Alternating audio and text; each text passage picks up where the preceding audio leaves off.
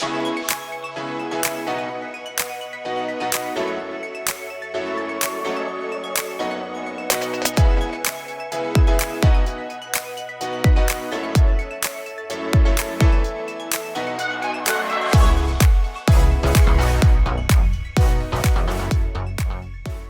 everybody and welcome to a very exciting tank tour from a Mr. Tom Brooke. Is it Brooke or Brooks? Brooke. Oh, it's Brooke, yes. And make sure there's any on the end. Brookie. Brookie. That was my nickname at school. Brookie. That was it. Brookie. Yeah. Or it's very broke, depending on where you come from. So Tom has Brookie. very kindly offered to give us a tank tour. So what we normally do, Tom, is we just go through your history in the hobby, how you even got into it, your first tank, and how it's all kind of probably spiraled into despair, depression, and endless debt. Probably going to end in you hanging yourself. So if you just want to... Again. Yeah. This time use a thicker rope. Yes, and from your neck this time, not your penis. Yeah. So if you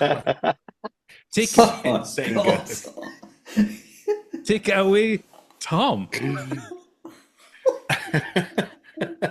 Which bit do you want to do first? The hanging bit or the penis? Which comes first?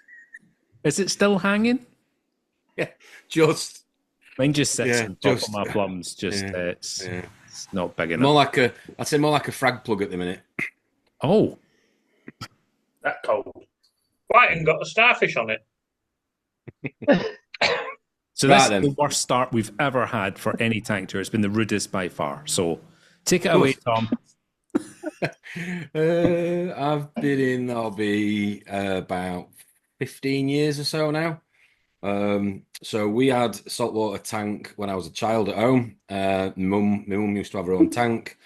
And yeah, I've always been aware of the system.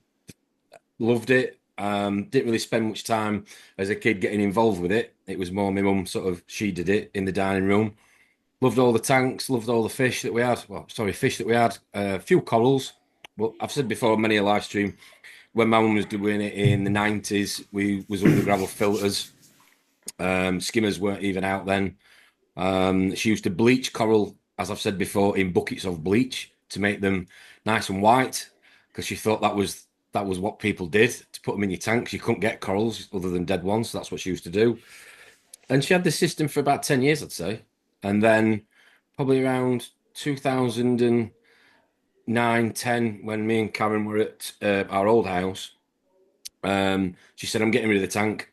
I said, you can't get rid of that. I was like, why? She was like, well, getting old. She was in her 60s, late 60s, and she couldn't carry the water around and deal with water changes. So she said, I'm getting rid of it. There were a couple of fish that, as you do, you name them, part of the family. So I was like, you can't get rid of, Spike, as we had a pink spot prawn goby at the time, and this, that, and the other. And so we just took the tank on. It was a small 3-foot tank. And then we had that for only about 6 months. And then I got the Reef, the Aqua One 400, I think, the same as you. Tank. Yeah. And I had that for about 5-6 years, because it sat. If you remember the pictures from the chat we did a month or so ago, it couldn't have sat any closer in the alcove next to the fire chimney breast if I'd tried. So tight. That was precision engineering. No, it was just luck. And we had it there for probably about 6-7 years until we moved into this house that I'm in now, and I had my first custom tank, which is still running now in somebody else's house, which was an 8x2x2. And then I ran that in here, which was a Peninsula tank. That was about 1,000 litres, a mixed reef on a calcium reactor and Gen 2 radions. That would have been probably 2014, 16, something like that. And then I got a Red Sea, because it took up the middle of the room. It took up too much room. So then I got a Red Sea 625 XXL. Ran that for about 2 years. Bought that during COVID, when a lot of us were at home and got money burning a big hole in his pocket and couldn't go anywhere. So I thought, I'll get rid of that tank. So I put the 8-footer in the garage as a breeding tank, or should I say coral tank, for growing out frags and stuff. And then I wanted an off the shelf, nice and clean one. Because by this time the 8-footer had got a little bit cruddy. It was on a cast iron stand. I'd arrowed at it several times, and the salt creep, least favourite word, still kept coming through and killing the nature's glue kept coming through and killing the stand, rusty, and it just looked a bit shabby. So yeah, I wanted an off the shelf. So I bought the Red Sea during COVID. It literally came as they do 3 or 4 days later, providing they're in stock. And put that together and ran that for best part of 2 years. And then I put all my effort into the garage. I think I had similar to what Lee's got, 2 sort of 3,000 litres in the garage with all the frags that I had and the corals I was growing. And it just came to a point where either I'd continued to do it as a profession, which was daft at the time because I'd set my own business up in 2018 and that was doing really well, which is in recruitment, as you know, and I had to make a decision. And so I took my eye off the ball with the garage and slowed down on that. As a result of that, I had huge infestations of flatworm and every other pest you can think of. So coming home in a shirt and tie after work and having to dip 120 colonies 2 or 3 times a week wasn't fun at all. So I ended up giving a lot of it away and closed the garage down. And the agreement was with the electricity bills to shut the garage down. There was an aircon unit in there, so that was kicking off quite a lot in terms of cost. Shut all that down and had the custom tank built that I've got behind me now. That was in about 2023. I had that. So last year. Yeah, last year I had that. So it took about a year of planning the tank I've got behind me. It's still nowhere near perfect. There's still a lot of things that'll change second time round, as I'm sure there is with a lot of people who have custom tanks. But yeah, I put about a year into it. A lot of things that had worked and not worked for me over the years with the design. A lot of influence from YouTube, obviously, and other people within my social circle. And the tank's been running about a year now. So there you go. So do you want me to drop any of the build photos? Yeah, drop some of the build photos in. They'd be good to show people what it was like. Okay. So can you see that okay, Tom? So that is, yeah, so this is the order of the pictures then. Okay. So this is before the tank was built. This took, I mean, all jokes aside, I know Liam's had a nightmare with his tank. Mine wasn't. Mine was far from plain sailing. So aluminium stand. So one of the things I wanted to make sure I had was I didn't have an issue with airflow with heat and pH. Because I'm a big advocate of pH, having a high pH. So that vent there is, so the kitchen that we had installed a few years ago, fairly modern, small new kitchen. It comes with a built-in extractor fan, so it doesn't rely on the old-fashioned sort of vent coming from outside. So I've tapped into the air vent in the what was a soil pipe? No, I've tapped into the air vent from the kitchen, so that pulls fresh air from the tank. Well, it pulls air from the tank, sorry, above the tank outside. So it's a good way of just circulating air in the lounge. No, so that's an air duct that we put together. So we bored through the wall, sorry, behind me, which is an internal wall. It's not really a supporting wall; it's only a studded wall, just straight through that into the kitchen. So above the kitchen units, that basically pipe continues and that gets teed into the extractor from outside. So that pulls in. So there's a fan in the kitchen above all built in, and that pulls air through the hood of the tank outside if I have any issues with heat. So that was just designed as a, because the agreement I had with Kaz was we didn't want any overspray with the light, because as I'm sure most people know, when you haven't got a pelmet, you'll get a lot of overspray with the light in terms of your room certain times of night.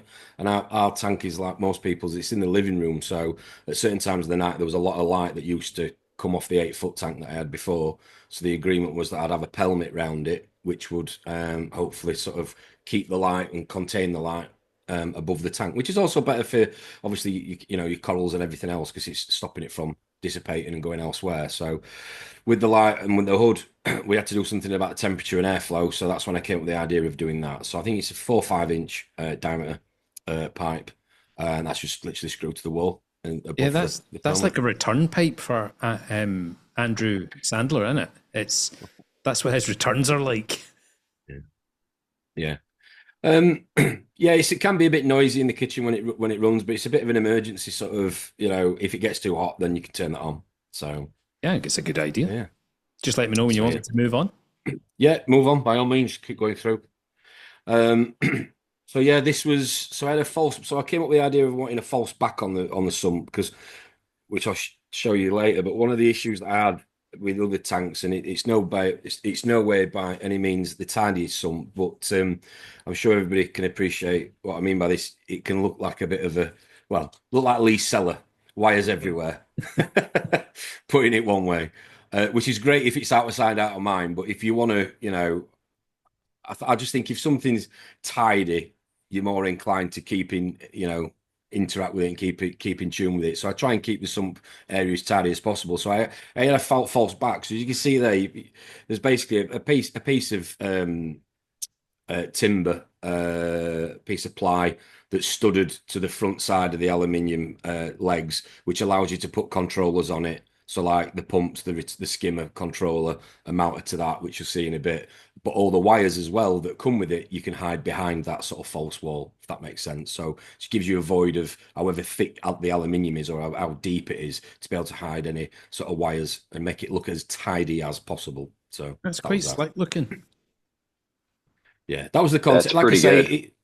it's you'll see in a bit. It's not the tidiest now because I've added a lot more kit to it as you do over the years, but over the months, should I say? But that was the concept, and it does hide a lot of the untidy side of the hobby. So, moving on. Oh, see, I don't know what.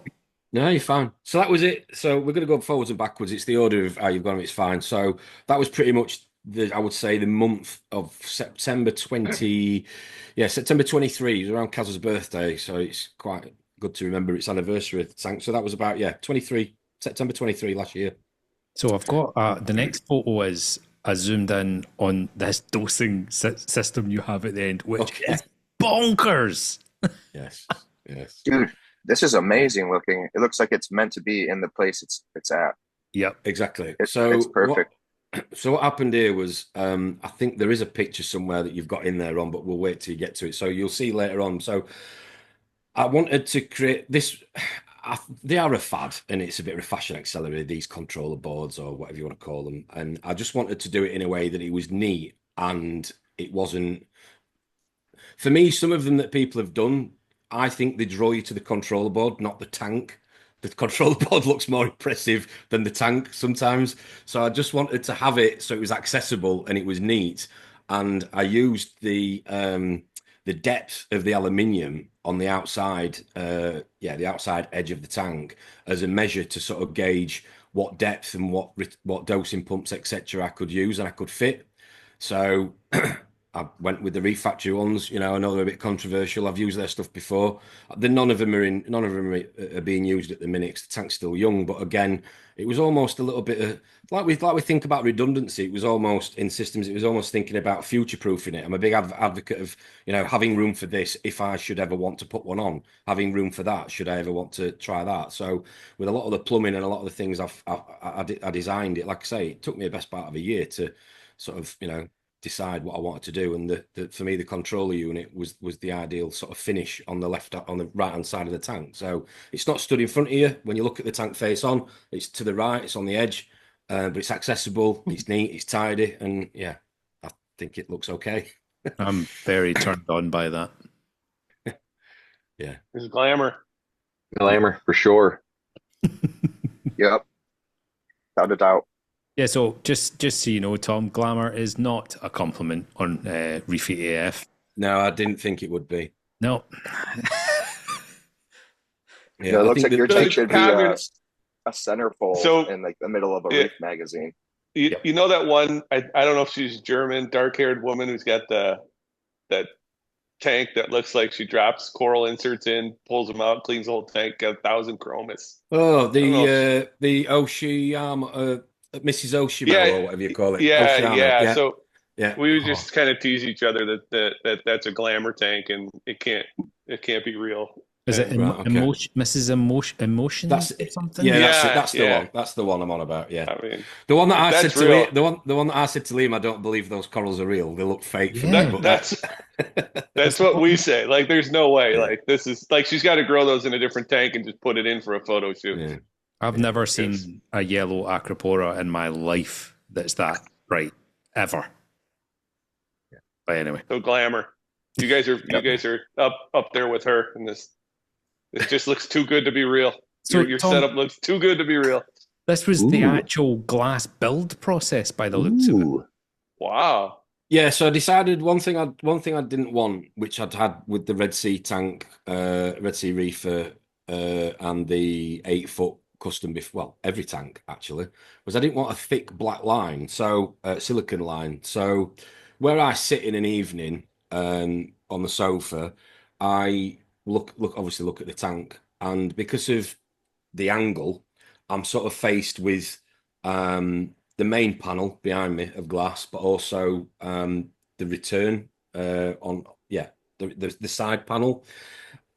Because of where I sit in an evening, what I didn't want to do is look at the tank and have the vision of a fish or a coral split by a big thick bead of silicon. So I spoke to the guy that designed it and I said, I want to use clear silicon. He was massively against it originally. Didn't want to do clear silicon. And I explained what I was trying to, what the idea I had, and we talked about a mitered corner and if it was possible or not. And he said it was. So I paid a little bit more, and the mitered corner was born. So on the return of my tank, I've got a mitered corner.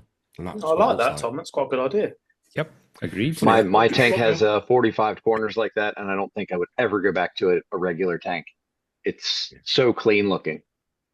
Yeah, it is. The only thing I don't like about it is the algae buildup on the silicon. It makes me want to scrub it with a toothbrush. But when you listen to like Ron having issues with the silicon recently, and it just, I don't know. I just what do you use to clean it then?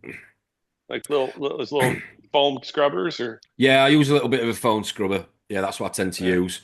The issue I've got with this tank, which we'll talk about probably as the chat goes on, is I've because I've built it in as much as I have.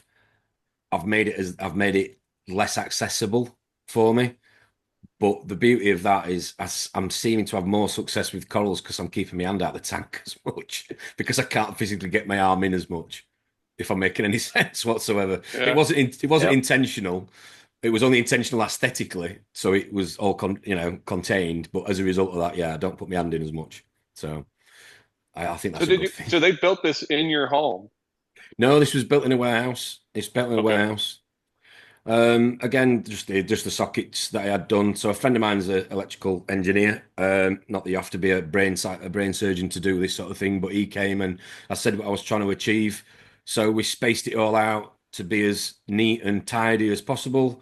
So we've got 2 ring mains, one on the bottom for the bottom of the tank and one above the hood for the top of the tank. So again, I was trying to avoid lots of wires and lots of, a lot of the equipment we get these days, it doesn't come most times with enough flexes we'd probably need, especially somebody that's running a long tank. Quite often you'll find that the plug's at one end of the tank and you want to put the skimmer or the pump at the opposite. So it's a bit of a nightmare. Pain in the arse. Been there, got the t-shirt. So I thought, right, I'm going to shower the back with sockets. And if I don't use them, I don't use them. But I don't have to, I don't have the issue of reaching or making it look messy. So are these on a non-RCD circuit or are these all RCD'd? They're on a non-RCD circuit. I wrote down all the watts, what you call it, ampage, whatever usage from everything. And I was fairly surprised because, originally, you'll show it in a second, I was going to run T5 because that's what I've always run before. And they were the biggest sort of pull from electricity point of view. But when I sat down and wrote down, like I said, with my friend who's an engineer, everything that I was running, and we added, 20% for what you might add to it in the future, it was still under what he expected it to be. It was still a lot lower. And I think one of the benefits now with the marine hobby compared to probably when I first got in it is that things are geared a lot more about efficiency and cost and running cost, fortunately, on most products. So are those all on-off switches for each socket? Yeah. And they do that over there. on a single circuit? Like, is that one? I don't know how your electricity is set up over there. Is like two 15 amp circuits, or is this just one 20 amp circuit, or do you know?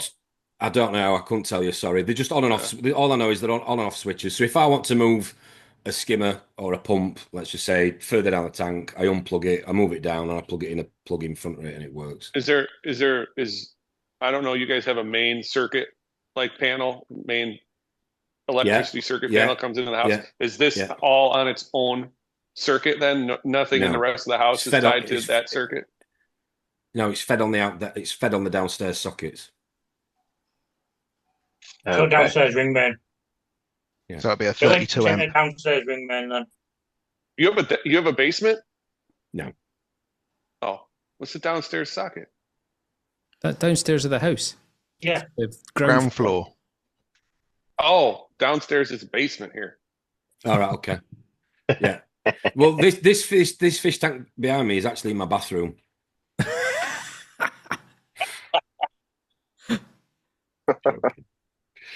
I really appreciate you guys that have your systems in like the living space, and you have to utilize all the space within the stand, where you don't get to plumb to a different room or do anything like that's you. It looks good.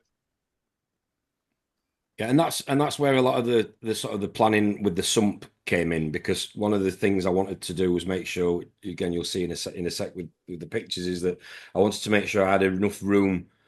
It's a bit of a catch-22. You want the sump as big as possible, but you don't want the sump to take up too much room that you can't house the equipment that you want. So that is one of the issues that we do have with built-in systems is footprint. Yeah, that's Rockscape of the. Yeah, so the Rockscape that I've got behind me was built by the same guy in two pieces. So the first piece, which isn't that picture, I think it's the next picture, is the original man-made rock that I had done for the Red Sea 625 I had. And naturally, I didn't want to have a scape that looked like it had been made by two people, or somebody had made one half and I'd made the other. So I wanted it to be symmetrical, bit OCD again. So this was made by a guy in England called R&R Aquascapes. Colin is actually from what I remember, is an artist. He does this sort of thing out of clay. Sculpture is the word I'm looking for. Sculpture, sorry. So he does them. Absolute horrendous amounts of silicates and phosphates comes out of them. Before, I'm sure everybody probably guessed that anyway. So I had an issue with that. Well, that's what it looked like. So the good thing about him was I sent him the footprint of the new tank. He already had got, because he catalogues everything, his portfolios, everything that he does in the past, so he can go back to it if somebody sees something that they've seen in somebody else's tank, so they can, I suppose, copy it in a way. So he already had got a picture from my original build that he did a couple of years ago. So I gave him the footprint of the tank. I told him what I was putting in it in terms of SPS and what I wanted, and he just kept sending me not daily, but I would say bi-daily pictures of updates of the build, and I could say yes, no, bit more of this, bit less of that, and then it got delivered about 2 months later on a pallet in two pieces. Brilliant service that he's keeping you up to date during the process, and you get to tweak things. That's amazing. It was really good. So back to the tank again. This was when it was getting built. So central weir. I do like a peninsula, but because of where it goes in the room, which you've probably gathered already, but you'll see some more pictures, it was going against a wall. So yeah, that's the matted corner before it got siliconed up. Yeah, there you go. It's so neat and clean. That is, that corner is doing something for me.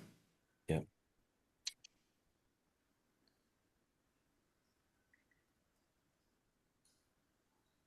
Yeah.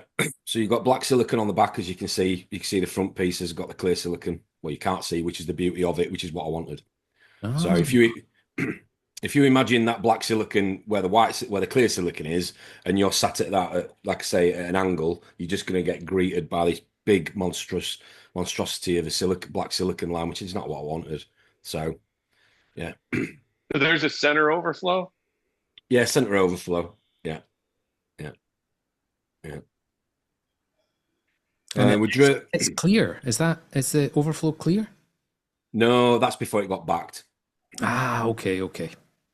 Just when I was looking at it, there was that's just a glass box. No, it is wrapped. You'll see that in a second. It's actually, to be fair, it's not wrapped. It's tell a lie. It's a piece of acrylic that sits over the top of it with a weir cone built in.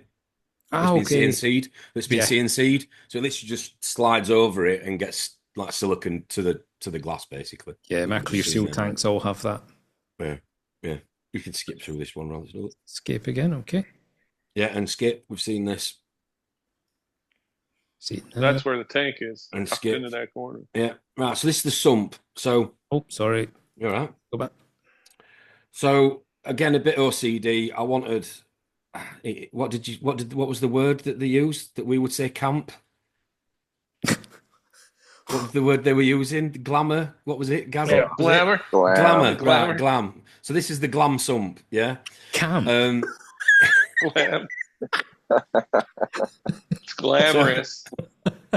Well, I wanted to, a bit again. I'd got the opportunity to do this, so I wanted the underside of the underneath the tank to look pretty nice. So I went with came up with the idea of having the sump vinyl wrapped in white, because I thought it would be a really good way of being able to identify detritus when cleaning the sump. You'd be able to see it easier having a white base rather than glass. Because more often than not, you put it on polystyrene or a black, matte or felt, and it can be a little bit difficult to see things. So we went with white, which helped. Came up with the idea of what I'd call like a trickle system. So it was more from what they do in freshwater, where water passes through, various different stages of filtration media, little plastic baskets. So I wanted an interchangeable media, or should I say system, where I could add and remove media as and when I wanted to, whether it be raw force, carbon, whatever else I've tried over the years, including different types of media. So we came up with the idea of stacking. I found these little media baskets. They're about, I would say, sort of 8 inches long, 10 inches long. They've got holes drilled in the bottom of it where water can pass through. So the idea was that rather having, because again the footprint of the sump was important to me, I wanted it as compact as possible because of the equipment that I run on the dry side of it.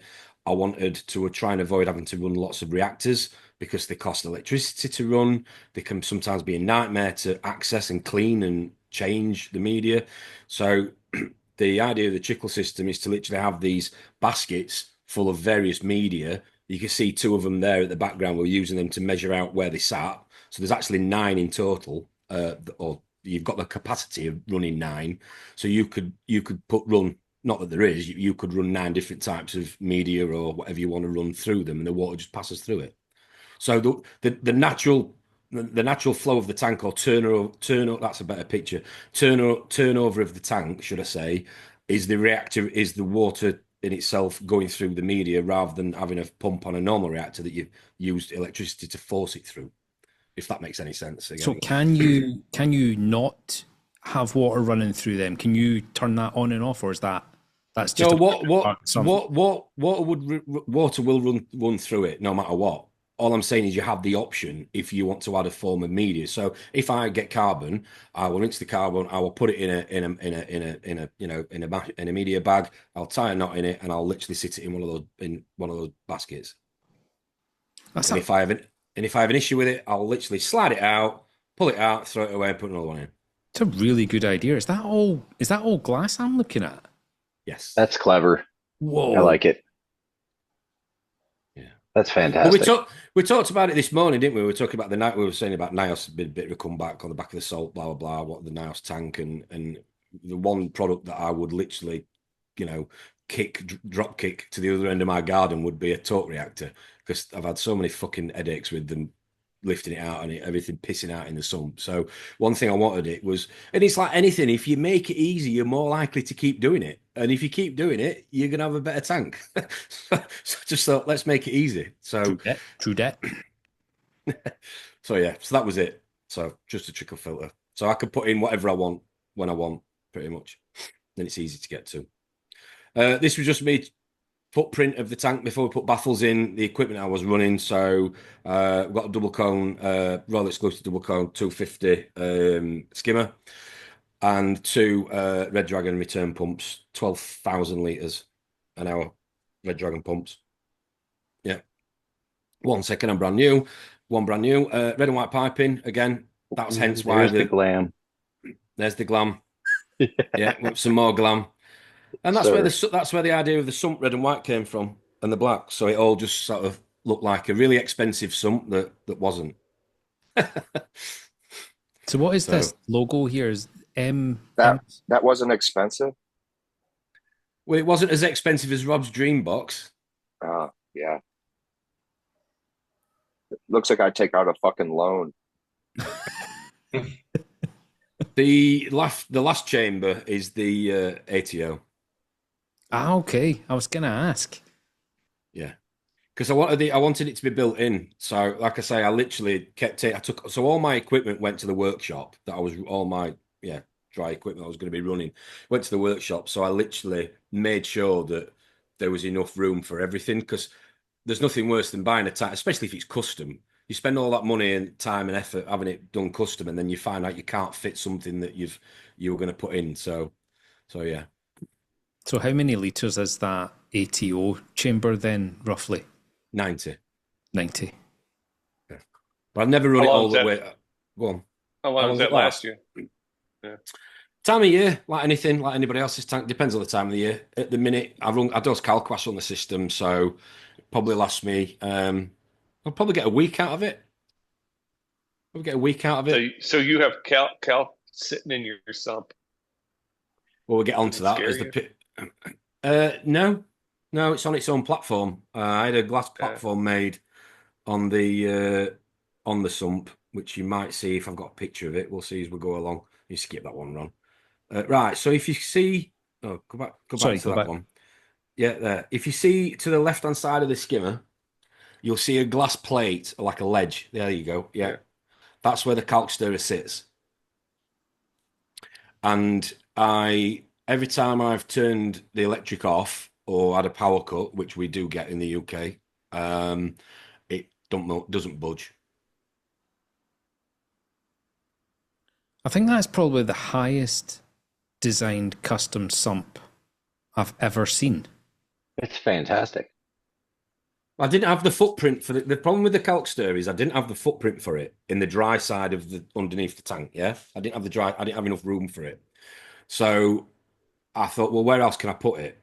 And fortunately, the design of the Deltec, it's the KM500S. It's quite short and stumpy, same one that Rob runs. So I took advantage of the fact it's quite short in design, and also the height of the tank was a little bit taller than previous tanks I've had. So it was a little bit of luck, but yeah, you'll see in a bit when I'll show you. I'll take you under the sump. You can have a look. But so is that the chode of the calc stirrer world? Is that the what? Sorry, the chode. What do you mean, chode? Oh my god! Does anybody want to explain? Go on, explain it. Oh, sorry, we're going too serious. I forgot this is the Fuck It and See channel. This is the most highly planned and well presented tank tour we've ever done. This is unbelievable. Well, like I say, I knew it was going to be a lot of money, and it was. And I wanted. It's like anything in it. You don't want to sit down and be like, shoulda, woulda, coulda. You know, with anything. Totally agree. So it spent a year designing it, and I took a lot of ideas off other people's systems, and like I said earlier, watched a lot of YouTube, and yeah, pushed a few boundaries. You had other systems before, other setups. Yeah. I mean, is this your dream setup? Like in all the setups you were doing before, these were, I wish I had this, or this would make this easier. And yeah, I think the only thing that I would change, and it is actually still on the cards, is to have a exterior sump, like which I know a lot of people in America we would call a basement a cellar. So, or cellar, you'd have people have sump like Lee's got, you know, out of sight, out of mind, but also a sump that is accessible. So the agreement is that, touch wood, I can make enough money with my business, or win the lottery even, which would be even better, is we're going to put an extension on the side of the house, put the kitchen in the extension, and then the kitchen, which is directly behind this tank, I'm going to turn into a sump room. So that this tank may get upgraded in the next few years. I'm hoping. Do it. Yeah, that'd be great. Handbags, Tom. Yeah, I've got to buy the whole fish room. Back to frag tanks and. Well, I've got the garage anyway. I've got a 6x2x1 tank system in the garage at the minute that's settling. That's just starting to stabilize with coralline algae. So the idea is to, I keep banging on about this, and we talked about it again on Friday night with you, Ron, was the shops that have, grow out tanks in case things go wrong or they keep hold of stock. So I'm literally going to take cuttings of all these corals, my favorite ones, obviously more than anything, and I'm going to grow them in a separate system. So if I ever lose the colony or I lose the coral, I've got it in a separate system. I think things are going with the wild collection of everything in this hobby. Yeah. I think we all need to start stockpiling. Yeah. That's why we sent our corals all over the U.S. to our friends. Yep. It's a big part of ReefyAF. Yeah. Yeah. Yep. Yeah. Sure is. Stockpile with fuckers. Yeah. So you're starting with lights here, Tom. So because of how much I'd spent on the build, I didn't really have the budget to go out and buy brand new equipment. There's certain bits of equipment I think that, if you're lucky enough to buy brand new, it is better. But I also think there's other bits of equipment that you can pick up. Tight as fuck. Yeah, well, I wasn't Bitcoin mining when you were, so I wish I had been, because I'd have been having a different conversation. But no, I'd got some Orphic light bars. I've always been run T5s all the way through the hobby, apart from the Gen 2s, that I ran on that other tank. And that was the plan with this. Hence the air vent was the T5 hybrids that I've run before, brilliant, like the ATI ones. So the Orphics were just a supplement light, just a bit of blue. That was it really. So I mounted them to the wall. You can see the drivers for the ATI for the T5s there. We don't normally leave the front door open. That's just because the tank was being delivered that day before anybody says. You're brave in Rotherham, Tom. Yeah. So your hood isn't really a hood. It's just like a 3-sided enclosure. Yes. Yeah. Yeah. Or 2-sided, because you have that one. Yeah, corner. 2-sided. Sorry. Yeah, you're right. 2-sided. Yeah. That was delivery. Ooh.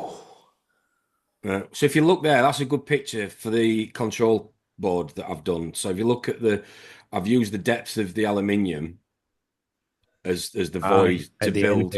Yeah.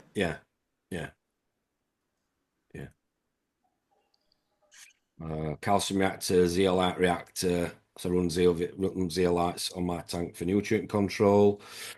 Calcium reactor I've always been a fan of. And chiller. And zeolites are the crystals. You're running dark crystals? Cat litter, Jim. Okay. That's too old a joke, Jim. It's too old. I can't even begin to explain that. Moving on. Oh, man. I'm sorry. This looks awesome, Tom. It's great. So is that plywood bonded to the base of the tank, Tom, or is that just? Yes. It comes on the tank. Yeah. So you just have this thing like right up against the wall, like it is. There's no gap. There is a gap. We've got a skirting board behind it, so I think you're looking at 25, 30 mil, nothing massive. Yeah, an gap. inch. An inch, yeah, about an inch. Yeah, if you could see there, I had so one thing I had 3/4 of a cricket ball. About 3/4 of a cricket ball. Or your testicle. I don't know. Depends if you fortunate enough, maybe. Just half of a testicle. Lee could get one of his arms down the back to clean it for you. Yeah. So if you can see there, the brace bar, I had the brace bars drilled on the back wall. You see some pipe work with some valves. Oh yeah. So the idea here was to run one pump. So originally when I designed this, I didn't want any power heads. Yeah, big mistake. Anyway, we'll come on to that. So I didn't want to run any power heads from an aesthetics point of view, because I just, as we all know, wires and can look a little bit ugly. So I had the brace bars drilled in 3 places on each side. So I had the design was one one return pump, sorry, to run the left-hand side of the tank and one to run the right-hand side of the tank. So there's 3 inlet valves, or 3 inlets, should I say, or outlets for the pump on each side of the weir. So they come through the weir, one goes over it to the right, one goes to the left, and there's 3, like I say, 3 outlets with like a spray bar almost that you'd run on a frag tank. Similar theory. All with random flow generators on, so you can angle the flow. Yeah. So you built this, you built your sump into the stand, and then you had to build your supports around it. Like, God forbid anything happens to your sump, what do you do? The controller board comes off and the sump pulls straight through. Okay. Ah, nice. Yeah. You must have been happy with this tank. See the stage you're at now, the glass is in place, you're starting to put the rock in. That is super exciting time. Yeah, there's a few more pictures in a bit that were when I was when my purple helmet definitely came out, Ron. Oh God. Yeah, that will never stop getting talked about now. I'm talking about the urchin. What did you think I was talking about? Oh man. So the one issue we had with hanging lighting was where are the joists in the room above, in the ceiling, should I say. So my friend who's a joiner built this platform where you could literally hang from it, so it's all studded. And then we had the paneling done, so it comes with, there's a plinth that you'll see as we go on to make it look nice and tidy. But yeah, you can screw it. Again, it was more redundancy. So if I get to a point where I want to change the lights, or I want to hang something, or I want to do something differently, I don't have the issue of guessing where a joist is, or any plaster falling into the water. I can literally screw into that wooden panel, and like I say, you can hang a car on it, to be fair. It's solid as anything. So, at what point during the build, Tom, did you reckon that, I mean, was this a wee bit kind of adding on? So did you know that bit of construction was going to have to take place? Yes, because the ceiling's on the piss. Ah, okay. Yeah, it's a new build house. Like I say, it's only about 20 years old, this house, but the ceiling's on the piss slightly. Okay. So we had to do that. And I haven't sent you the picture of it, but when you looked at that that timber stud work, when you looked at it face on, it was literally at ran off at like about probably a 10-15 degree. It was terrible. So yeah, we had to, well, you could tell when the plinth came, because we had to virtually had to cut it with scissors to get the angle right and then chalk it. It was horrendous. So yeah, so that was something that, well, it was the coral cares, and the T5s are heavy units, I was running 2 of them to start with. They're heavy units, so we needed something to support it. So yeah, we knew we had to do something like that. There we go, nearly done. So yeah, that was, the paneling came for the front side. To be fair, my friend who was a joiner, he actually did it all for me. The panels got delivered and we fitted him, because as Liam can sort of second me, we got bored of waiting, to be honest with you. So we went and picked the panels up from the guy that was meant to be fitting them, and yeah, we got on with it. This is looking a little Oceania womanish. Oh, a bit, yeah. This is really glamour. This is top-notch glamour. This is high level. Yeah, so like you see the electrics. Wow. Sorry. So yeah, you got the electrical sockets above the tank as well. So I put 6 doubles in there. So again, I didn't have to have any issues, because the tank was so tight to the back of the wall as well. You can't physically get a plug down the back of the tank, so it had to have its own feed, which is what it's got now. So there's 6 double sockets above me for the lights. Yeah, so we put an aluminium frame together to hang the lights from. So that's suspended. I haven't got anything fancy like Rob's with electric controls and buttons. Sorry, mate. I ran out of money. So it's just that doesn't pull up. That's stationary right there. It pulls up, but it pulls up to 2 hooks. So if you can imagine, there's 2 hooks that I can lift that at like a 45 degree and clip it in place so I can work on the tank and then unclip it if I want to.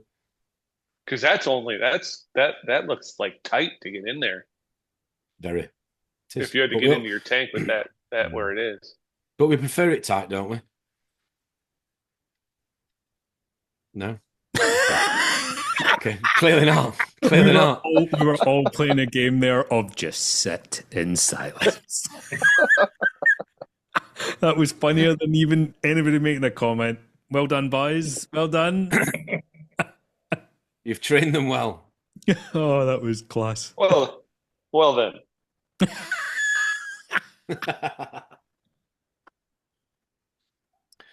Individual panels? Yeah, those are cool.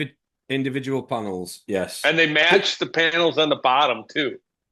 Correct. Like the lines are so perfect.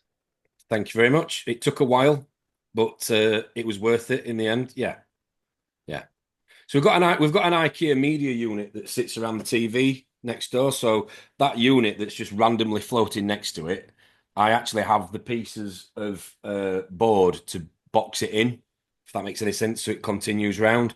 Because we basically I took a door from an IKEA door to the cabinet makers for them to colour match it. So because I didn't want it to look, I didn't want you to sit in the living room and you can, when one wall's painted a different shade to another. So yeah, we took it to the cabinet makers and said we need you to match that. So that's what they did. Same color, same sheen. Yeah, matte finish. Yeah, matte finish. That was exactly the idea. So it looked like it was part of the downstairs. Yeah. It's very slick. I do like it. That is. Ooh. There you go. What's the substrate? What is that? So it's made by Aquamedic. I literally stumbled across it. It wasn't intentional. I wasn't going to run sand, but I knew I didn't want to go bare bottom because I do just personally like that natural.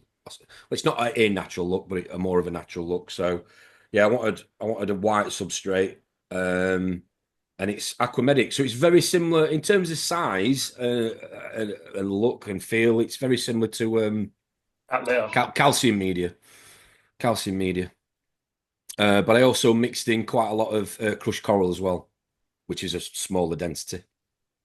So it's really not Goby friendly, but it's aesthetic. Well, my wrasse, no, it's not Goby friendly, but I've got a Chorus wrasse, which you'll see in a bit, and she burrows in it, no problems, no issues. The one thing I like about it is you can crank the flow up like intense, and you don't get any sand dunes, which I've had before when I've run a finer grain of sand. Which is the only downside of running sand. When you have that, well, it doesn't look very nice, but you need to crank the flow up. You crank the flow up and you end up with sand dunes. So I went with a denser one for that reason. So it's a bit of a detritus trap, but I just look at it as it's also a really good way of growing beneficial bacteria as well. I was just about to say, I remember watching Vic at WWC, and he did his office tank with that very similar substrate. And then he did a video of him hoovering it, and the shit that was in there. Yeah. Satisfying, though. Yeah. Very satisfying. Yeah. And that's it with all the lights on before it got filled with water. So was that three different types of T5s in there then? So it was two. So I've got two ATI hybrid units. So they are 5-foot units. So they're the 48 watt 6-tube hybrid. So yeah, 3 tubes either side, and then I think you've got 3 clusters of LED. That's what I put on it with the Orphic bars, which was just a bit over the top really, but I had them, so I put them on. You happy with the Orphic bars? They're all right. I would change if I had the money. It's like I said earlier. It was just I'd already got them from previous builds, so why would I buy something that kind of does the job to an extent? So they're not the thing I don't like about them is I don't like the fact they're not Wi-Fi controlled. I have to piss around plugging them into a plug that is Wi-Fi enabled to be able to turn it on and off through my mobile, which is a bit annoying. I could just put it in your air packs. I've given up trying, Tom, Lee. Yeah. I was watching a video on YouTube this week about how utterly useless and unrequired ramp up and ramp down is on aquarium lights. So that was interesting, because that ramp up and ramp down gets completely eliminated by the surface of the water, and it almost isn't a thing. I had no idea. Wow, very interesting. So yeah, your T5s are on or off, and that's it. There's no dimming, but turns out in nature it's not really a thing. Well, there is dimming with there is dimming with the hybrids. Sorry, there is dimming with the hybrids. Yeah, there is dimming, but it can. The more you try, go on. Sorry, go on. No, the more you try and dim them, or the more you do dim them, the shorter you are making the lifespan of the T5 bulb itself. Create resistance of some description. I don't know, but you can actually interfere with the longevity of the bulb by pissing around with trying to dim it. So it's mainly channels. So you have like 2 channels, so you can get two bulbs to come on at once, and then so you can have 2 outside bulbs, which tended to be like blue plus, and then you can actinic and or purple plus, so you can put them in pairs. But yeah, majority of the time it's on or off. The only function of those lights that's really truly dimmable is the LED side of it. Okay. Is that what's in the middle? Yes, the clusters. Yeah. Looks like a racetrack on Tron. Yeah, it does. Liam, you couldn't get your Orphic lights to work with your Apex, or what was the problem? You talked to me, sorry. Yeah. Liam said something about Lee. He gave up. Yeah, I gave up trying to persuade Tom to put him on an Apex. That's all. Yeah. Oh, you were trying to convince Tom to do it. Okay. Afternoon, all. Hi, Rama. All right, bananas. Evening. We got some bananas in the house. There we go. Oh, look at that's this. a nice setup. Yeah, so that was it before it got wet, pretty much. Yeah. Wow. So you've got Oh, and the you don't have to pull the panels off. They're on hinges on the hood. They just tip up. How do they stay up? I bought some really these were expensive. I think these are German, and they can hold a lot of weight. Yeah. The little gas struts. They are gas, yeah. Nice. Yeah. Nice. No wonder you didn't want to do a tour. You're way too good for us. Yeah. It is a little embarrassing. Not gonna lie. I thought I was glamour until I saw this. You're sorry. Go on, Lee. You'll find it ironic that your struts are German and they keep your stand like that. Oh, God. What? His Third Reich tank. I purposely, we've talked about this loads of times from previous tanks, especially my first one, which you remember, Ron, was just a wall of rock. We've all been there. There's no shame in that. Yeah. So because the tank's probably narrower than I would have liked in terms of front to back, it's just 2 foot. I wanted to go 3, but because of the size of the room, it was a bit of the missus was compromise was the word I was looking for. So I went 2 foot. I didn't want the rocks to be touching the back because I wanted stuff to be able to grow off the back of it in terms of corals. I wanted fish to be able to get to the back of it as well. And also I just used a little bit of common sense. The majority of power coming from those lights is going to be in the middle of the tank. So why would I put the rock under the brace bar away from the lights? So I've put the rock as close to the middle as I can without it being in the middle. That picture does make it look like it is, but it's just off a little bit so that it gets maximum light, maximum flow. Everything can swim around it, grow around it, whatever. And I can also allow stuff to grow, corals to grow outwards without growing onto the glass. So that was probably one of the things I toyed about with most in this build, was where the rock went for that exact reason. Makes total sense why you've done it that way. Yeah. After looking at that, I might have to cancel more tank tour run.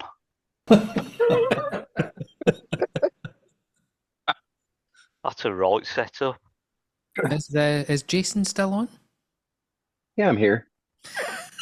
Fuck off, Ron. How about that, dick? Cheeky sausage. Yes, So that was when we first put the T5s on, and I got the water in the tank. So I ran. Can't remember, did I run fresh? No, I ran RO water through it. That's right, of course I did. I ran RO water through it to rinse everything, obviously pipe work and whatever else. And I put the T5s on, and I think they were only on 50%, and I think we hit 32 degrees in the tank. What? Yeah, because the heat coming from the T5s. This was obviously before I put fish in, and this would have been 32. That's fucking hot. Yeah, this would have been August, which is pretty much our, depending on where you live again in the UK, pretty much our hottest month, or one of the hottest months in the year. So I went out and bought that fan. So we hacked into that's above the extractor fan. So we bought this fan, inline fan, to see if we could pull it down. I think we only managed to get it down to 30 by using that fan. Wow. It didn't make enough of a difference. So I had to make a decision, and there was no way that the pelmet was going. And even if the pelmet had gone, it would have exposed all the pipe and wires and everything else. So I had to change the lighting, which I wasn't happy about, which meant I had to spend even more money. So I've still got the T5s. They're in the loft actually for a rainy day. You moved to Phillips Coral Care, am I right? Yeah, Coral Care Gen 2. Yeah. So I watched quite a lot. I spoke to Sam Parker through Facebook. He did quite a lot of reviews. Chris Meckley as well at ACI. He gave me a little bit of his opinion on them. And they were really great, really helpful. You know, they didn't know me from Adam. I just said thinking about doing this, blah blah blah, and there wasn't many reefers in the UK that were running them, so there wasn't really anybody I could reach out to talk to about. So yeah, I ended up going with those. Dr. Meckley didn't convince you to go to Allieds? Well, the issue was the heat. So even if I had gone, I know, but it doesn't matter because he rants to about. Chris. I mean, Allieds are the only way to go. Yeah. These are just pictures, I think, when I put the fish in. So I put the fish in. I said this before. So I had the fish in 3 separate systems. So I had a coral table, an L-shaped coral table in the garage that was about 1,500 litres with one group of fish in.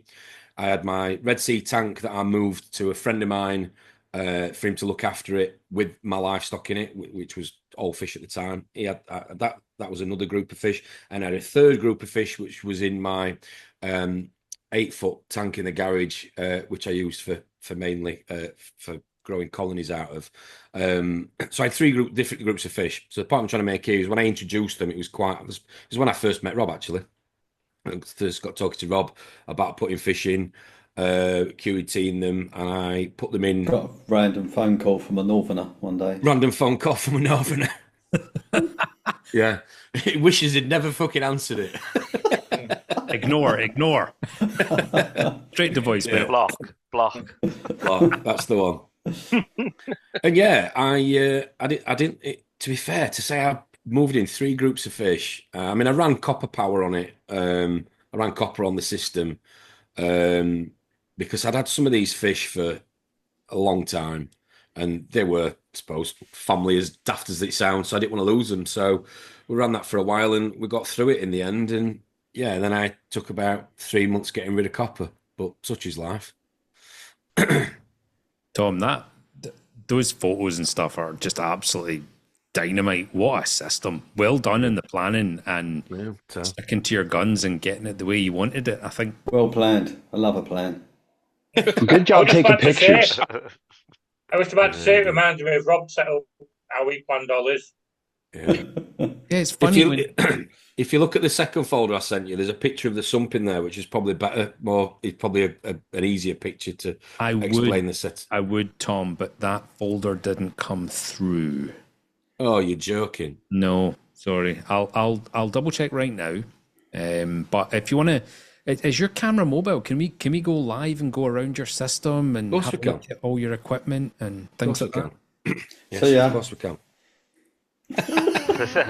No, it's working.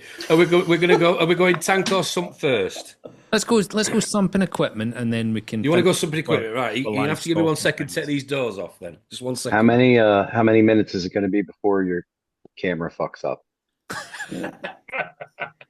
Thanks for the total confidence there. Hey, well, yeah, based on facts. This is ReefyAF. I mean, this is how we do it. Yeah, sorry, Tom. That second folder's not come through, I'm afraid.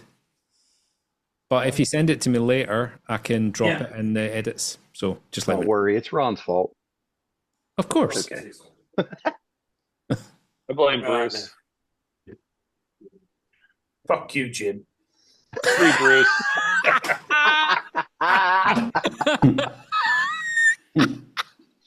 Perfect. Right, Acorn. I'll be back in 2 minutes. It's optimistic. Fuck At you. your age. Just bring a paper cup back to the desk with me and just let it dribble until the end. All right, what do you want to look at? The glamour. Let's see that. Let's see the sump. Okay. You seeing this all right? Yeah. Yeah. Yeah. Ooh, So what's wrong with the skimmer though? got a live rock set. What do you mean, skimmer? Oh, shut up. Yeah, live rock section here. It's supposed to be that colour. How many kilos of live rock are in there? There's about 25 kilograms in there. Okay. 25, 30 kilogram. What's your Section. old probe doing there? It's not just Is there to any stay people wet. that- 'Cause I'm not using it yet, Lee. That's why. Just out of the way for the time right. being.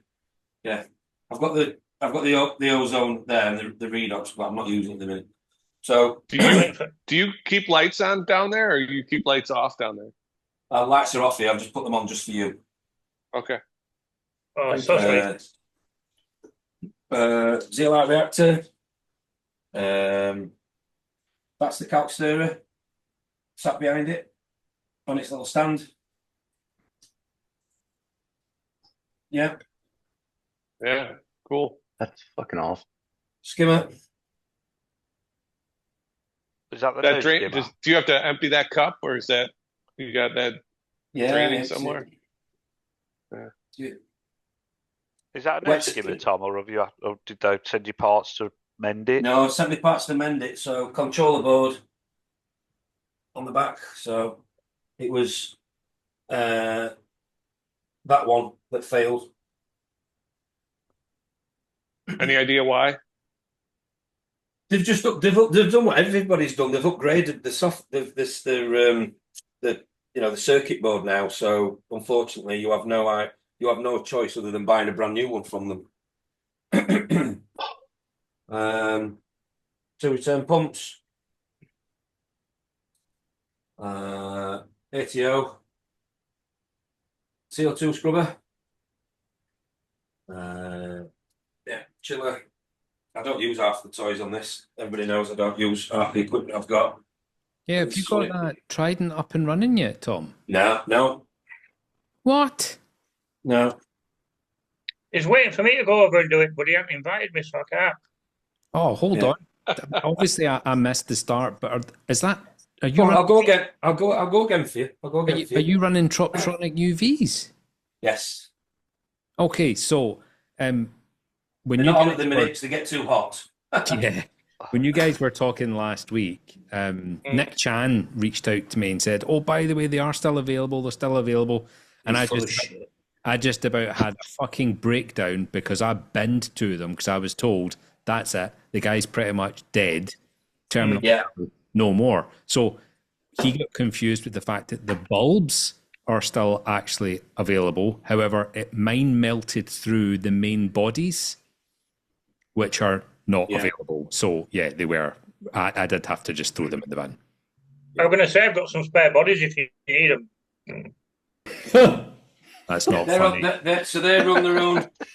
I've got pumps as well. They're on their own pump, so they're powered by an S1 Vector pump. If I run it, which sits. So what I did was I put the pump, so you can probably just see it when you drop the camera in the water. It's just underneath the calc ledge. So under the ledge of the calc stirrer, there is a return pump. That's the pipe work to it through the UVs. Okay. You've got an apex flow on that as well, haven't you? Yeah, there's an apex flow sensor on it, so I can dial it in. Yeah. So I use the Kamoa pump for the calc stirrer, stepper pump for the calc stirrer, not stepper pump, peristaltic pump for the calc stirrer, and yeah, got the Trident, not set it up yet. Got brand new reagent, not set it up yet.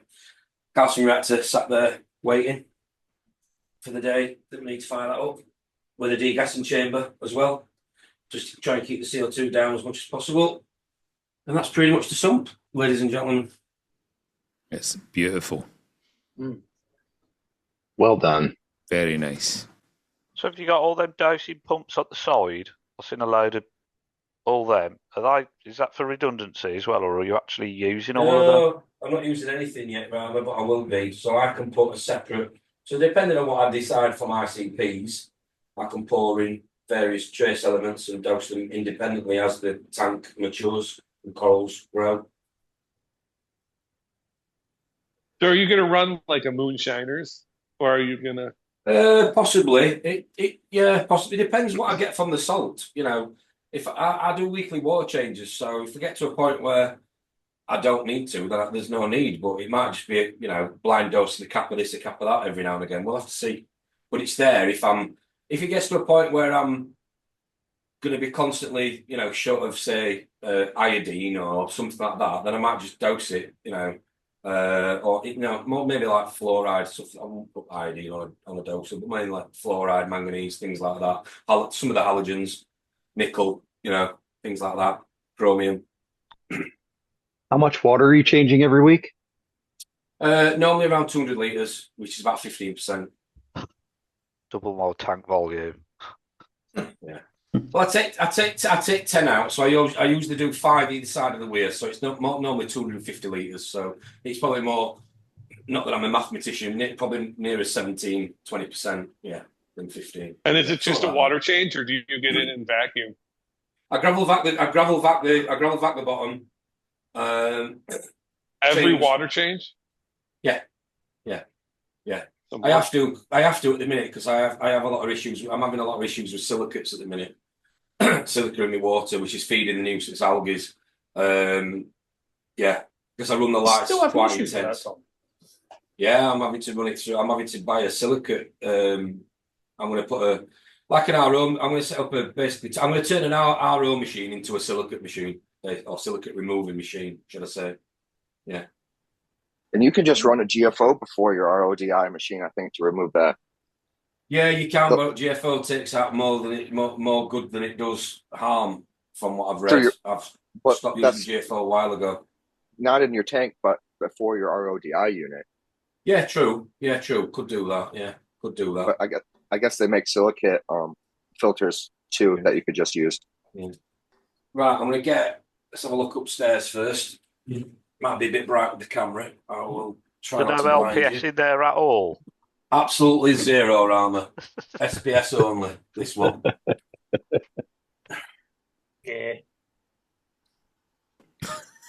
So there are 5 coral cares on there. Ooh. What colour are they? Black or white? These are white ones, Leroy. Oh, lovely. And the offset bars. Yeah. Assuming they'll be OR3s and what bars. A mixture of 2s and 3s, actually. Yeah. So that's the lighting. Might work.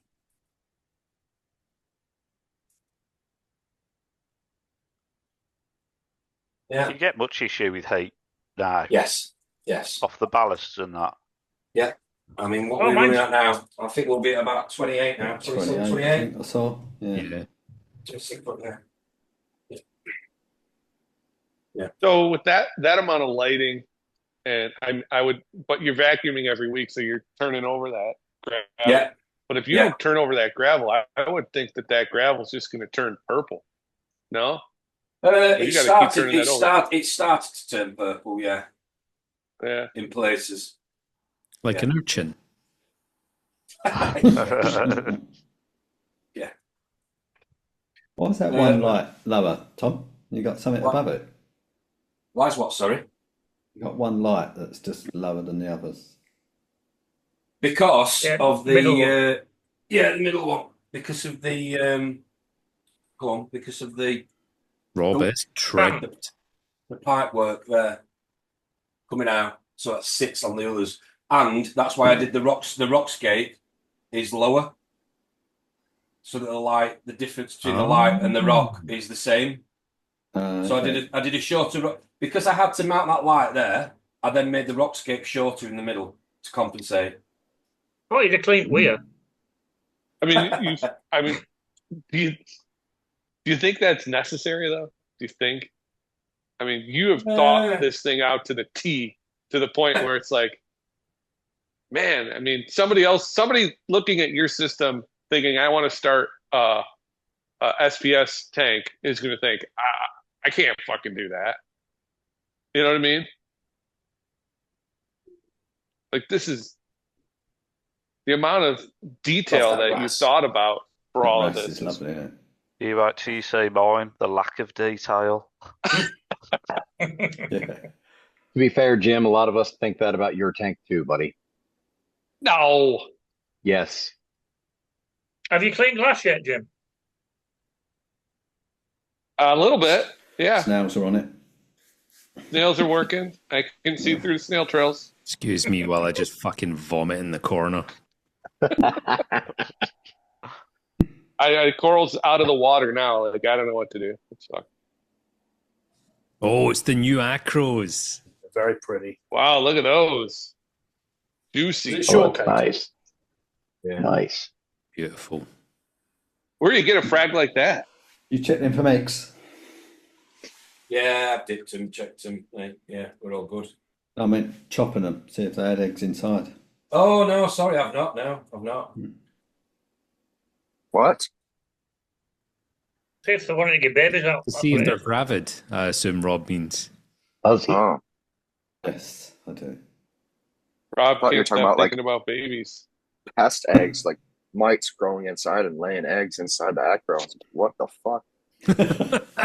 Let's not go there. Your camera is dynamite, by the way. This is Hey, Lee, look at all the chromis. Look at the chromis, Lee. Fuck you.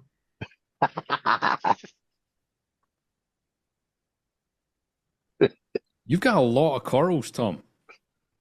Yeah, fuck, he didn't go over the top and put loads of frags in.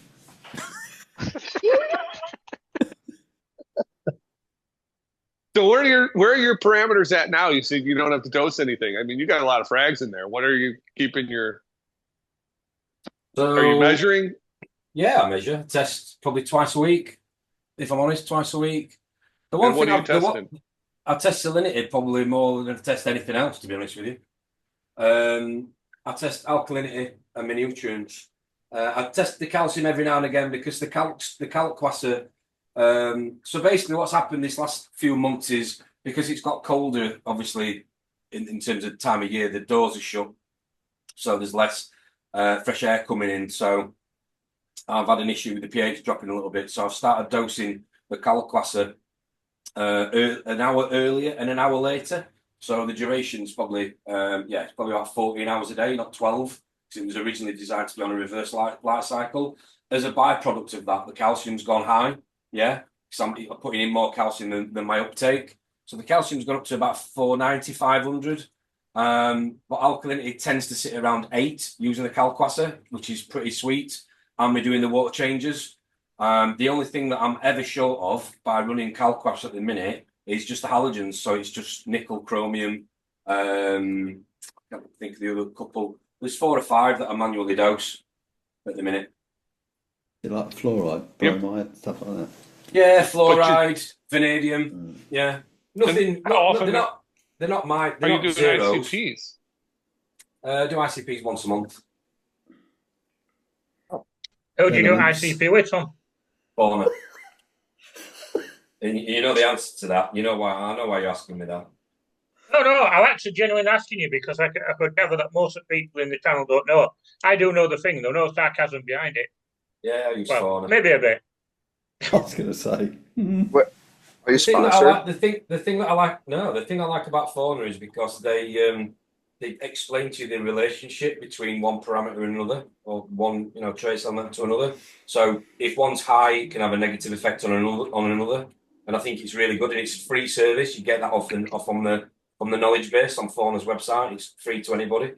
Can you just slow down just a wee bit, Tom, just so we get to see the corals just a little Of course bit? I can. All right, well, I'll start at this end then. So yes. So are you just adding corals constantly? Because some of these are just a little single stick, and others look like they've started to really grow. Yeah, exactly that. So you're continually adding more coral. No, I've reached the peak now. I'm going to have to be a bit selective now in terms of what I have and where I put it for that exact reason. I mean, some of these corals are far too close to each other. I know that, but I am going for more of a bonsai look. So there'll be smaller colonies, but more of them, just for colour. Rob's just shivered. Yeah. Rob just sitting shaking his head. Back onto your traces, Tom. Have you thought about manually dosing trace 1 from fauna? That's all your halogens. No, I haven't actually. I haven't. Oh, look at that. Yeah, just listening to Peter Griffin the other day, he was saying the trace 1 from fauna is all your halogens that go in your part A of your 2 Yeah, part. I mean, most companies split them out the same, don't they? It's the same with tropic marine. All their A's are the halogens, just because you can't mix them, basically. Yeah. Just heard Banks come in the room and then just run back out. He looked at all them frags and went, Yeah. I'm only joking, Tom. It's amazing. We're all basing out. There's only a few corals in here that didn't start as frags. To be fair, the majority of them all did. And, 1 to 2 each. I know. Question is what's a frag in terms of size, but the majority of them did start as sort of 1 Some to call 2 them each. colonies. Some people. Yeah. No. What is So like what's your local LFS then, Tom? Where do you get most of your corals from? Christian, Wharf, not far from where Liam is. And I'll be honest with you, I'll say it, I've bought a lot online over the years. Yeah, same here. Yep. Are there any that are just frustrating to you that you're like, why the fuck isn't this thing growing? What's going on? Yeah, the spaths have taken a long time. So this spath, let's shoot back this side. So this spath has not moved for probably about this one. It's spaced out, look, but it's just not doing anything. It's been like that for probably about 6 months. Yeah.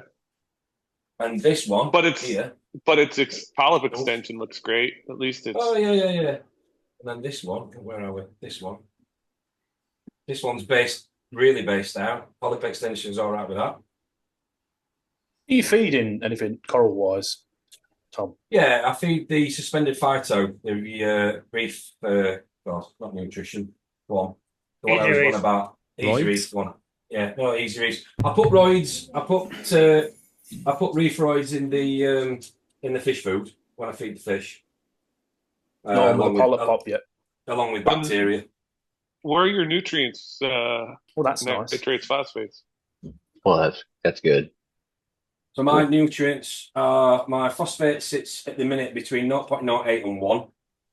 And my nitrates is between 5 and 10 at the minute, fluctuating.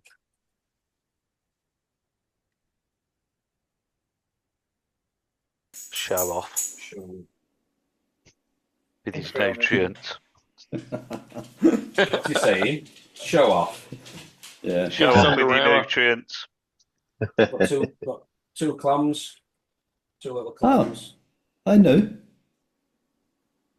I've had these a while, Rob. Mate. Oh, yeah. Any clowns hosting them?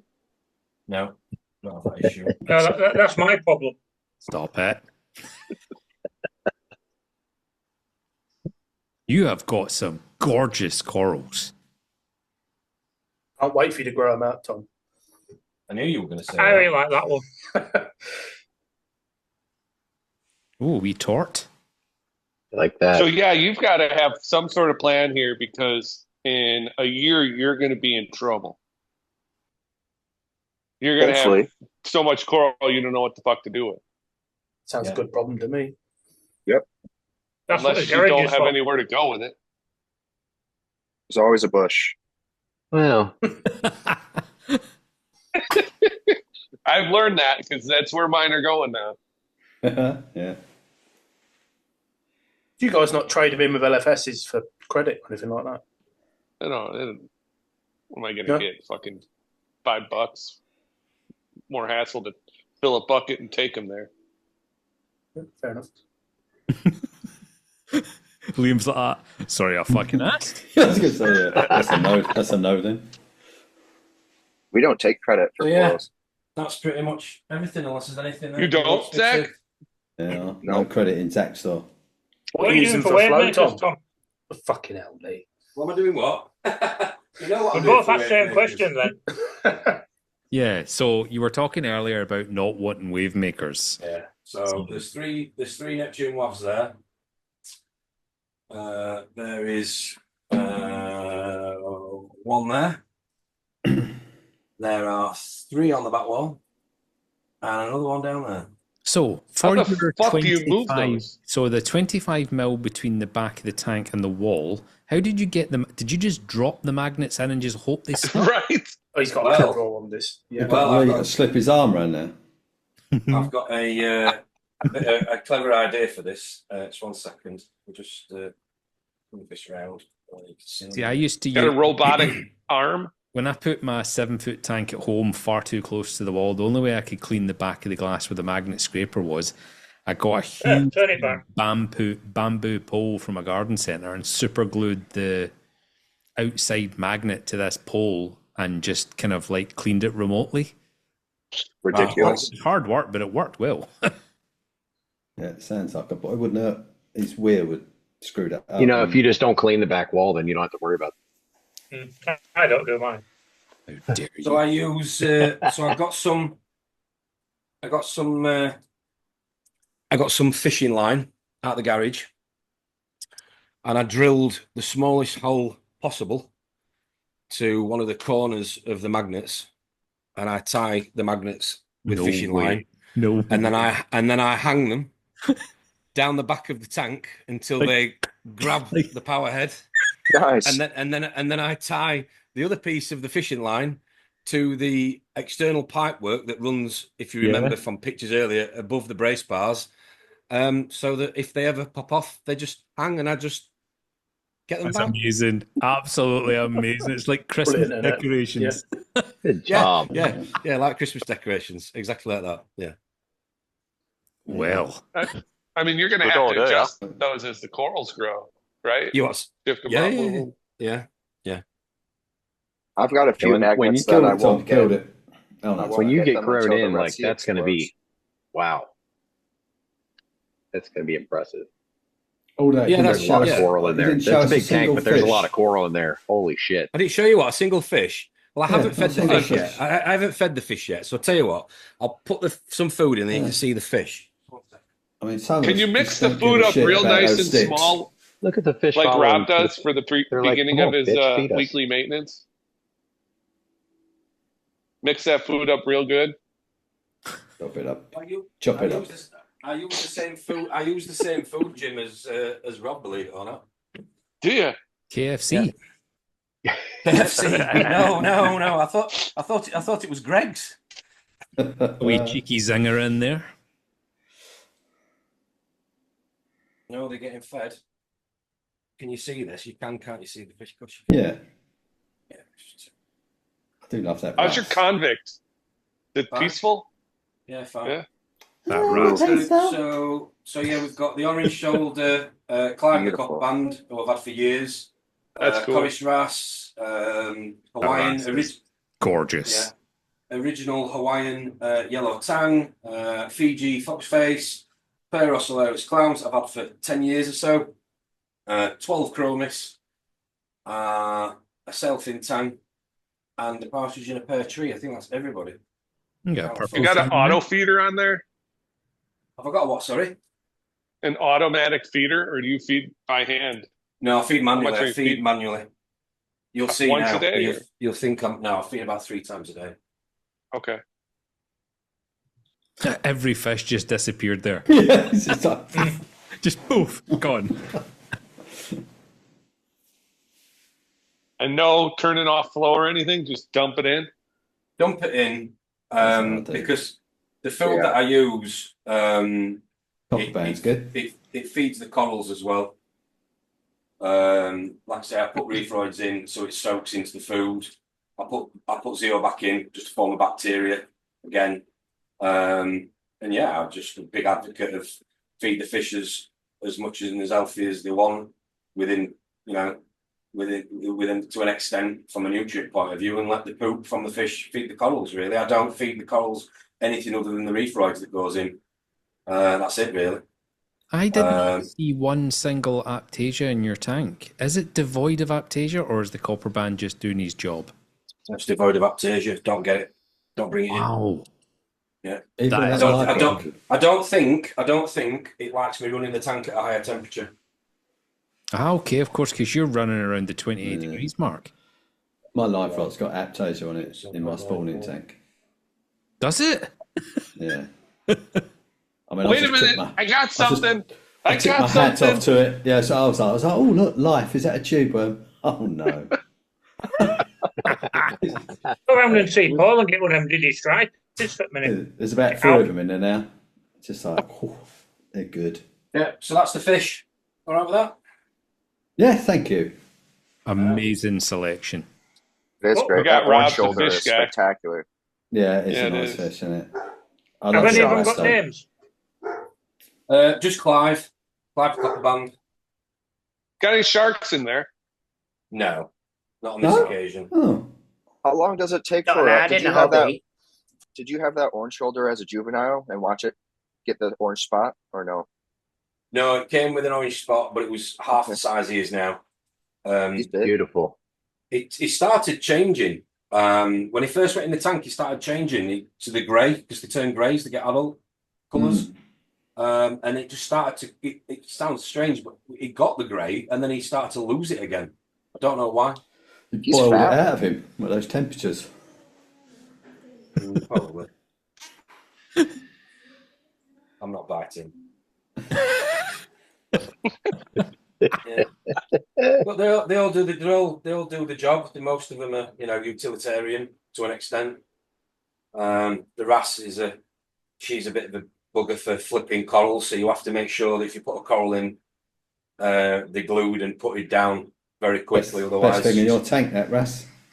yeah, she's nice. She's worth isn't she? it. Yeah, beautiful. Beautiful. That is a stunning. Any fish. cleanup crew? What do you got for snails and Urchins. So Clam. there's a Halloween there.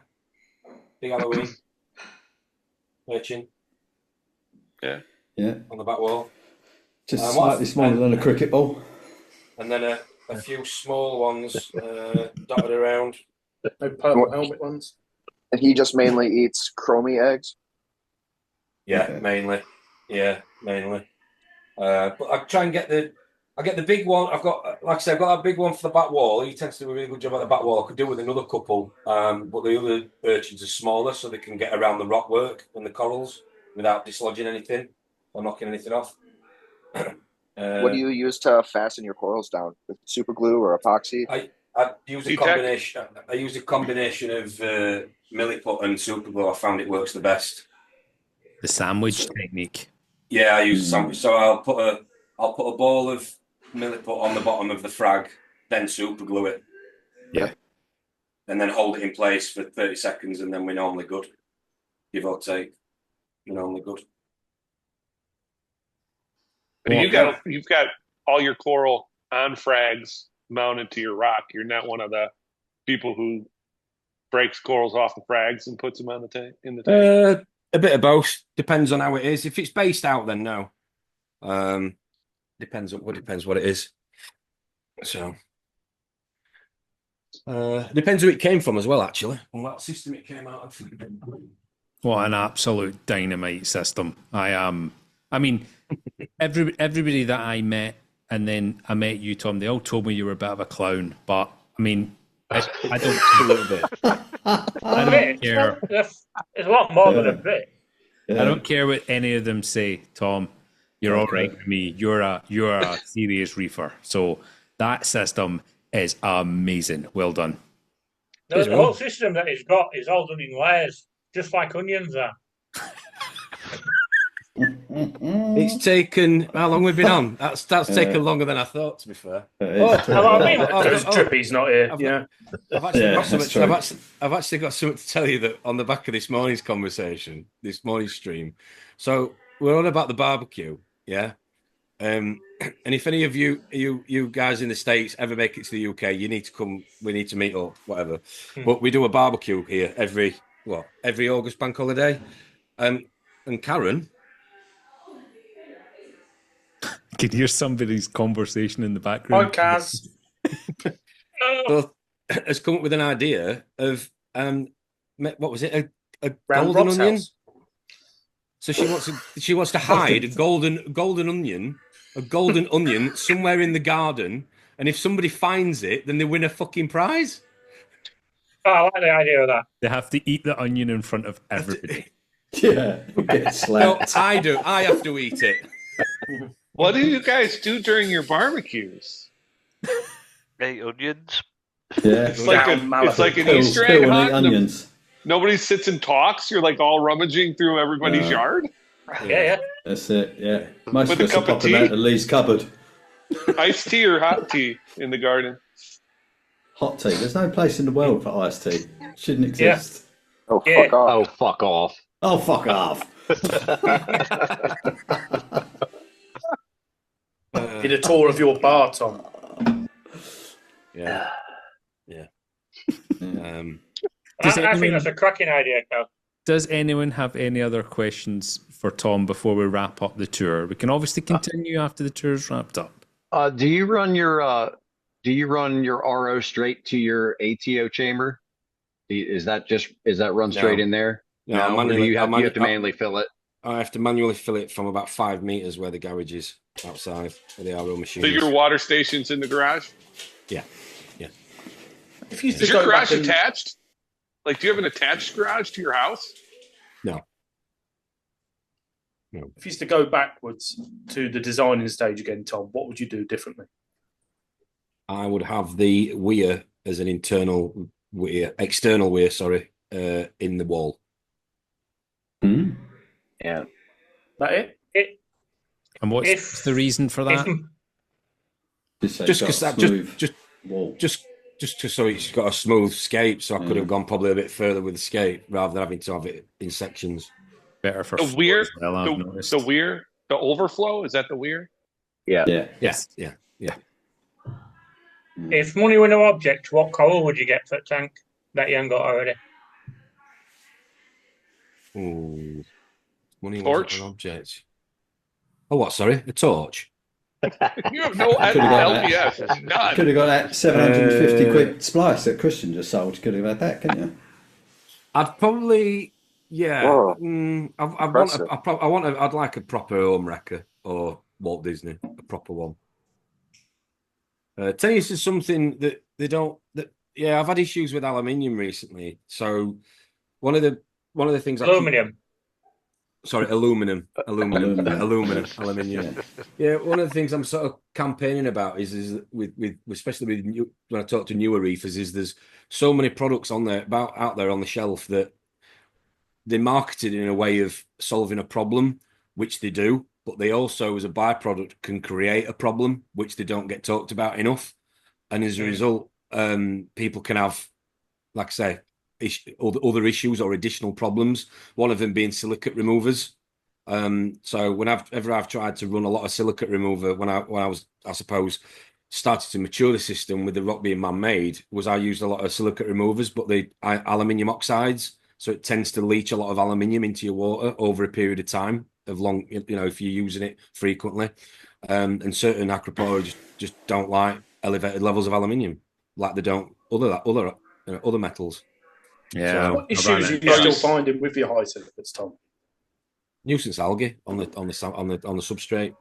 Yeah, again, it's another. I talked about it on the Friday night stream ages ago. TDS pens don't don't read silicates. No. You know, diatoms and stuff like that. Yeah, Dinos, just whatever it is. yeah. You just find like nuisance. extra nuisance. sponge growth, extra sponge Sorry? growth or anything from that silicates? I couldn't tell you. I've not done it without and with long It enough. didn't look like you had a lot of sponge in your sump when you showed us the rock in it. You looked pretty clean, to be honest.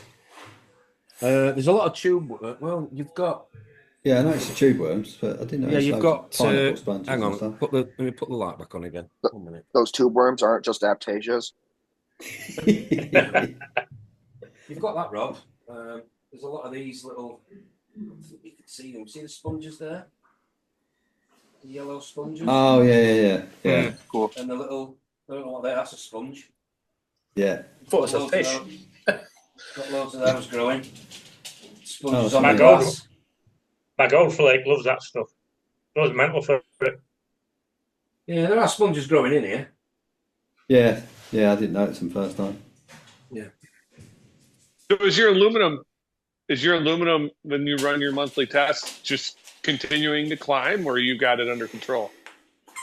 Got it under control now. It's there's well, I can't prove it, but Christian at Signature seems to think that there's a link with the fauna salt that I've been using for a while, because he's been using the fauna salt for a while in his farm, and he's had elevated levels of aluminium. So, which is why he's looking at changing to the NIOS one, which I still owe you a bucket of, Liam. I don't understand why these salt companies have these fluctuations. I mean, I couldn't make a bucket of salt for the marine industry, so I'm not saying I could do it better, but there does seem to be these fluctuations. So, for example, Tropic Marin 2-3 years ago had a little bit of a wobble. No, obviously there was Turkey Gate, right? And my buckets were all from Germany. There wasn't clay in it from Turkey, all the rest of it, and they sorted all that out.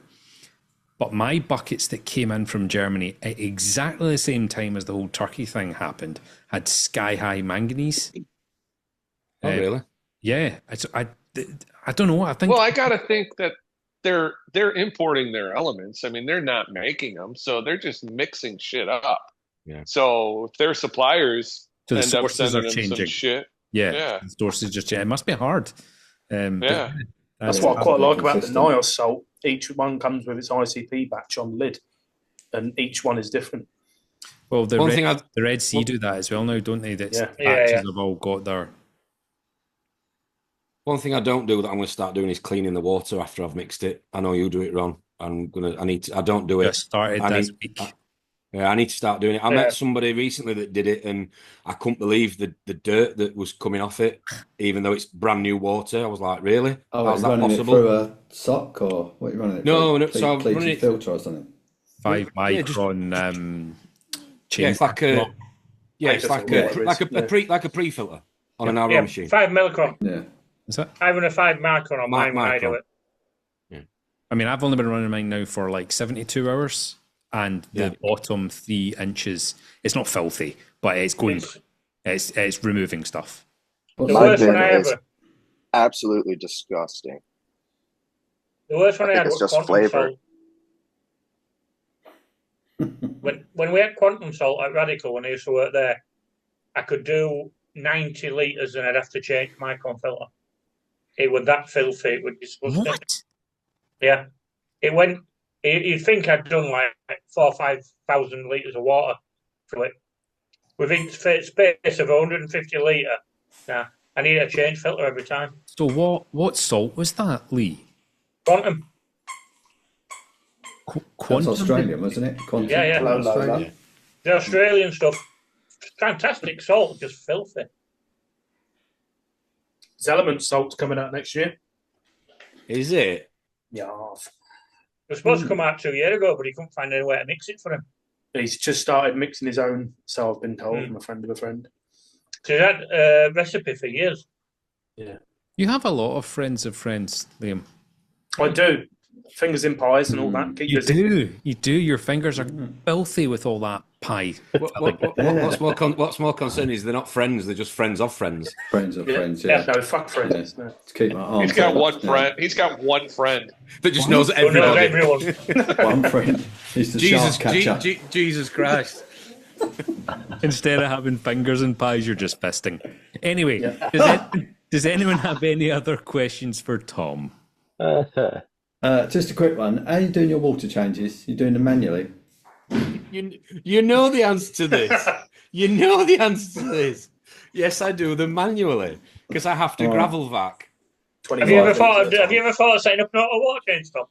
Yes, are you still running 5 meters away to turn the valve off? Do I look like somebody that runs? Well, that's what worries me. So you haven't ever thought about, like, a lot of people do their gravel back into the sump. Like, you haven't thought about, like, setting up to a filter sock and just keeping the water. And yeah, I have thought about doing that because it's getting to the point now where the honeymoon period or novelty or whatever you want to call it of the system is now becoming a bind with the YouTube on the Friday and the Sundays and everything in between and work, and it's yeah. Is there no way you could have done an automatic water change though? I mean, you planned like so much. Well, I have got the automatic. I have got the auto water. I have got the auto water changer, the Kamoa one. I've got that upstairs in a box. Just never used it. The fuck, Tom? Why sitting next to the Trident that's not used. Or... Shit, mine are like not used. I feel like we've got Lee and we've got Tom. They've both got the same amount of shit, but Tom's looks like it's in a fucking store. Lee's just in the fucking yard.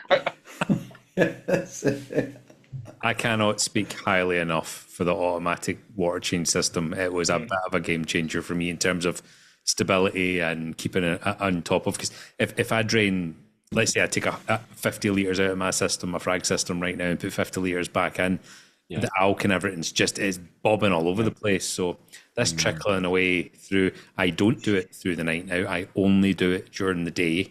So I'm here. Yeah. But it's, a game changer for me. And on such a big system, it would be, if you could get that kitchen moved into an extension, you would definitely do automatic water. Yeah. So, Cass, come on now. Find the fucking onion, find the fucking kitchen. Yeah, definitely. Well, I just want to thank you so much, Tom. This has been... No, I promised you I would. Thank you, Tom. Promised you I would. So good. Yeah. And, thank you. I learned something. I was waiting for, what's it been, 6-7 months? But yeah, it's worth it. I'm so glad I was on Friday's stream to give you shit the whole time to do it. Yeah, it was you. Awesome. It was you and Ron that gave me slaver. Jim pushed the first domino, and then we all just started toppling over. Come on, Tom. This is awesome. Thank you. I don't do it Sunday. was that before or after the pole that it killed the camera? Killed the setup? I don't know. What are you doing when you do that, Tom? Because you've done it 2 weeks in a row. Yeah. Just going on. Says the potato in the corner that couldn't even turn his fucking camera on this morning. At least I took fucking lens cap off.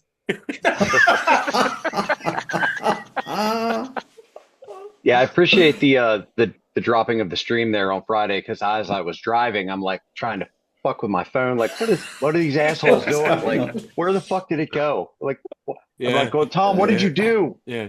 Man killed in car accident trying to reconnect to live stream. Yeah, sorry about that, Jason. And just so you know, all the way through this, I'm on my new camera. Your frame rate has been terrible, Lee. I'm so sorry. I know. I know. I've got to suss that out yet. We'll do. It looks like a hologram. Yeah. I'm just literally doing that laptop for you now, Lee. Literally it's at the side of you. So much appreciate that. Tell me what's that, Ram? Are you going to hack into his system? Right. Before this goes completely fucking crazy, I'm gonna wrap it up. Tom, thank you so much for doing the tour. Absolutely amazing. Pleasure as always. Appreciate it, Tom. Lee, I love your t-shirt. Jason, love your t-shirt. Rama, lovely hat. Thank you so much, everybody, for coming along and joining in today. Really, really appreciate it. And quite a lot of the times in these tank tours, I learned something to fucking avoid. But I have definitely learned something worthwhile from you, Tom. So thank you very much. Yeah, you're welcome. Anyway, if anyone wants to stay on, you can stay on. If not, see you on Discord. Thanks a lot, everybody. See you later. Take care. See you later, everyone. Bye-bye.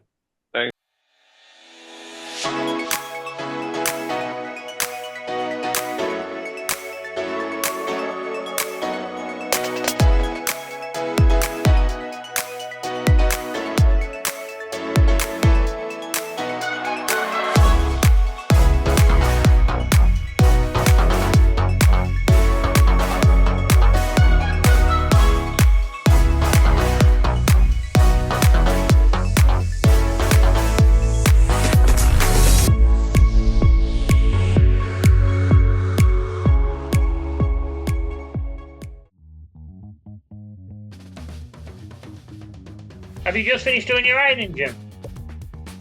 Just finished doing my what? Ironing. My ironing? Ironing. Hiring. Fuck's sake. Yeah, I can't understand. IRONING. Ironing. Ironing. Ironing. With all shirts being Ironing. broken back. Oh, you like my jersey collection? Yeah, looks nice. Do you guys know what those are for over there? That's hockey. Yeah, well, I knew it was going to be a hockey or football. Maybe footballers. It's Alex Ovechkin jersey. You crank it up a bit, Tom, your light? No? Is that up full whack? I know you're just winding me up here, aren't you? No, you could take it down half a lux, it would be perfect. What's the power? The problem is all the software for the lights is upstairs. Yeah. So it's fine. Matt just got an on and off switch. Right. Anyway. Hello. Oh, for fuck's sake, Lee. Where's he gone? Right. You got a clapperboard take two. Oh my god. Right. Where's Tom? No idea. You think he's fixing his skimmer?